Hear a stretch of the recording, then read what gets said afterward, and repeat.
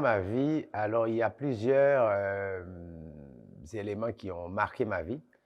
Alors, le plus principal, selon moi, c'est la naissance de ma fille. Vous savez, en tant qu'homme, la notion de penser d'avoir un enfant n'était pas dans, comme j'imagine, comme plusieurs hommes, c'était pas dans mon projet.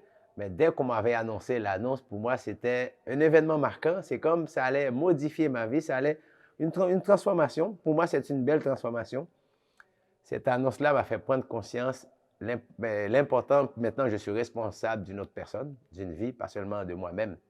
Tu vois, pour moi, ça a contribué à renforcer mon côté homme.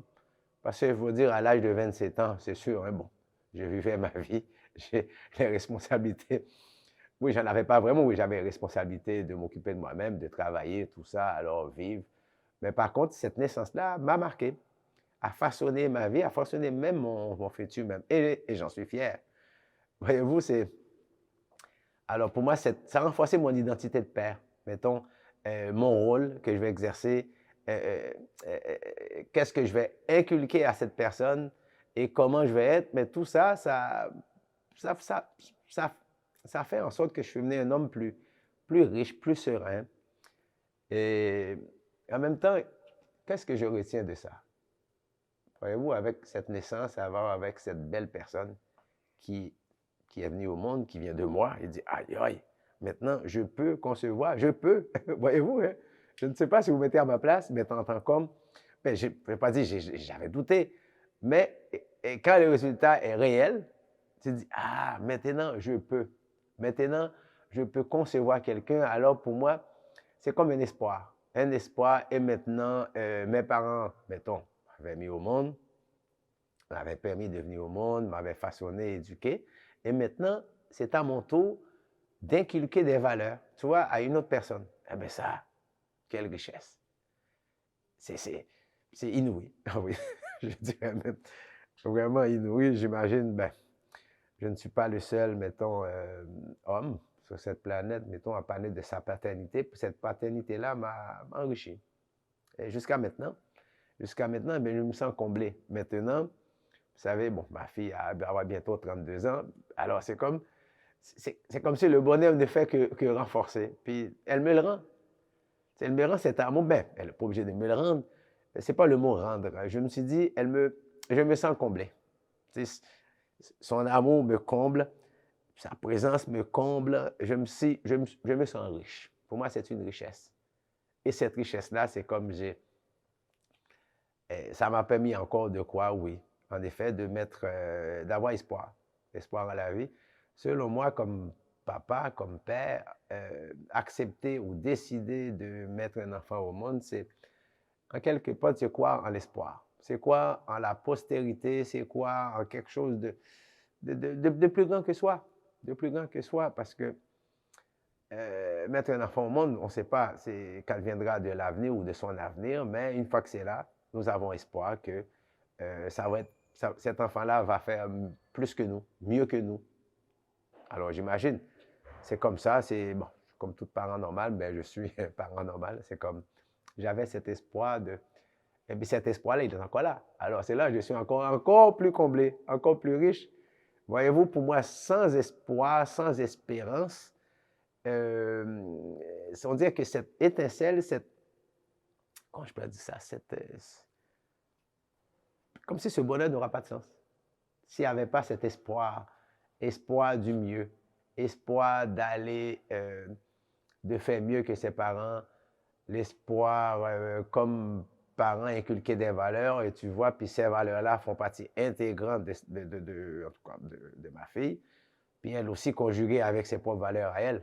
Voyez-vous, comme toute personne, c'est que les enfants viennent au monde, par la suite, on leur inculque des valeurs, puis eux, ils vont forger leurs propres valeurs, puis ainsi de suite, ainsi de suite. Voyez-vous, c'est ce cycle-là, pour moi, c'est ce qui fait, ben, c'est ce qui nous permet d'être là comme être humain, c'est cette espérance-là.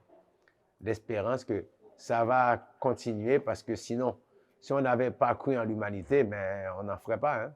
On n'aura pas d'enfants. Puis si personne n'a d'enfants, ben, il n'y en aura pas d'humanité. Pour moi, c'est cette espérance-là, cette croyance même. Croyance en quelque chose de mieux, quelque chose de... euh, je sais pas, c'est cette espérance-là qui nous permet de croire, puis d'espérer, de grandir encore. Vous savez, c'est ce que je dirais, moi, de cet événement-là, comme fait marquant, parce que dans notre vie, j'ai dit au début, il y a dans la vie de tous les gens, il y a des faits marquants, il y en a plusieurs. Moi, le fait marquant, c'était ça. C'était cette naissance, voyez-vous, cette espérance de croire en la vie, et de croire que maintenant, il y a quelqu'un qu'on va inculquer des valeurs, qu'on va... Puis à son tour, elle va aussi inculquer, elle va intégrer ses propres valeurs aussi pour conjuguer. Pour moi, je trouve qu'il y a dans cette beauté-là, il y a une beauté. D'abord, la transmission, je l'ai commencé par ma fille. Ma fille, c'est, on commence par soi-même, hein, c'est chez soi. C'est des valeurs d'humanité, des valeurs d'humanisme, je dirais plus que d'humanité, d'humanisme, de respect de soi, puis le respect des autres. Puis en même temps, de croire à son potentiel. C'est que moi, je l'ai fait avec ma fille, alors c'est là pour moi. Même si c'est ma fille, je peux le proposer aussi aux jeunes, aux futurs. C'est quoi en eux? C'est quoi qu'on en dise d'eux? C'est de quoi? En ses forces, en ses croyances. Puis les erreurs, c'est pas négatif parce que on n'est pas obligé d'en faire, mais des fois, quand c'est nécessaire, on en fait. On ne choisit pas de commettre des erreurs, mais quand ça arrive, on apprend. C'est une leçon à apprendre. De ne pas abandonner, d'y croire en soi-même, puis d'aller de l'avant. De croire aussi en ses idées. Hein. Parce que des fois, comme jeune, on a des idées, bon, on n'y croit vraiment pas, parce qu'on n'est pas certain, on a besoin de l'approbation de quelqu'un d'autre. C'est toujours nécessaire d'avoir l'approbation de quelqu'un, mais pas à tout prix. C'est de croire en soi. Oui, on accepte les conseils, mais en même temps, de les conjuguer avec soi-même pour dire, OK, ce conseil-là, est-ce qu'il me correspond? Est-ce que ça respecte, mettons, l'idée que ce que je voulais faire?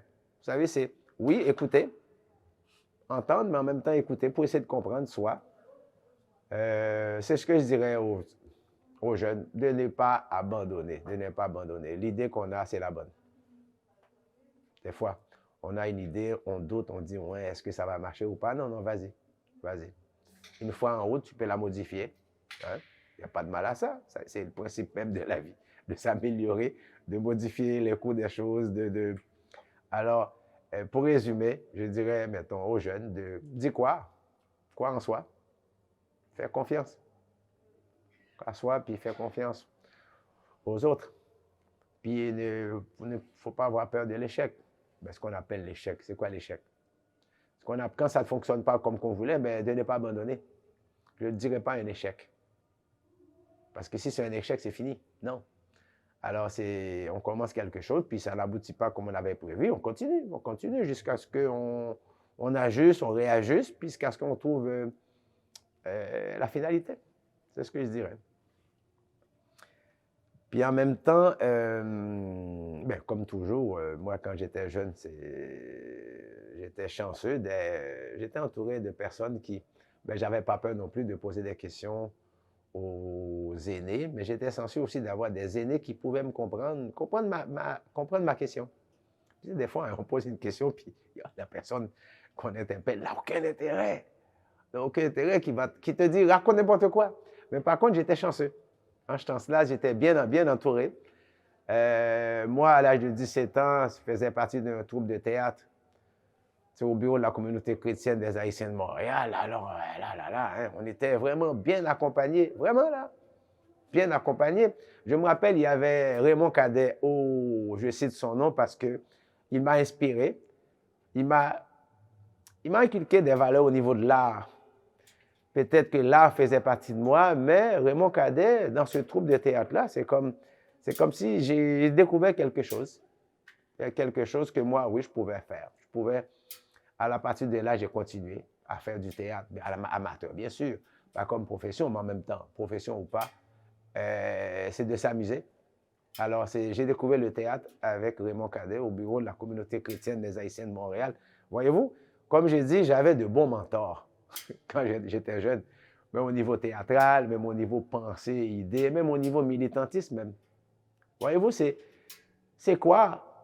C'est comme, même en militant ben, auprès de certains adultes du même bureau de la communauté chrétienne des Haïtiens de Montréal, on parle des années 80, 80, 79, 80. Alors, j'étais des gens inspirants. C'est là qui m'ont inspiré.